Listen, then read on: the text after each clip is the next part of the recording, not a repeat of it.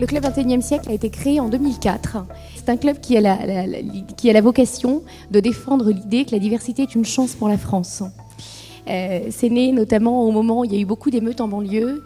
Et l'idée était de se dire, est-ce qu'à un moment donné, on ne peut pas parler de la diversité, en tout cas ethnique, sous un autre angle, et la voir sous l'angle positif, parce que la diversité, ce sont aussi des réussites.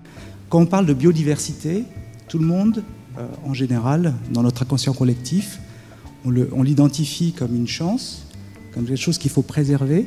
C'est pour ça qu'on a des sanctuaires de biodiversité. Et quand on parle de diversité de profil en entreprise, on a tendance à oublier ça. Mais en fait, c'est de la biodiversité, de la même façon.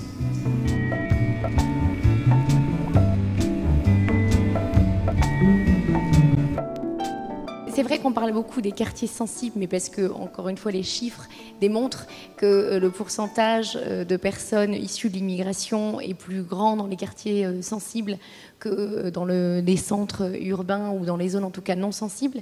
Mais pour le coup, lors des entretiens de l'excellence, en fait, on ne travaille pas que sur les quartiers sensibles. On n'exclut absolument pas, même Paris intramuros. Les entretiens de l'excellence, on l'utilise aussi comme un moyen d'expliquer ce qu'est un métier. Donc on a des ateliers qui sont les métiers de l'ingénieur, les métiers de la santé, les métiers du droit. Et après tout, on se dit aussi que l'élève qui est en seconde et qui habite dans le 16e ne sait peut-être pas réellement ce que c'est qu'un ingénieur. Je voulais partager aussi une phrase que j'aime beaucoup, qui m'a beaucoup marqué depuis mon plus jeune âge. C'est quelqu'un qui disait « Si on avait jugé la noix de coco à son écorce, elle n'aurait jamais été découverte ». En fait, la noix de coco, quand on le regarde, elle est en haut des arbres, elle est difficile d'accès. Celles qui tombent... Elles sont plus faciles d'accès, mais celles qu'on veut vraiment chercher sont en haut des arbres, elles sont difficiles d'accès. Elle est d'apparence sombre et rugueuse à l'extérieur, mais en fait, quand vous l'ouvrez, elle est blanche et sucrée à l'intérieur.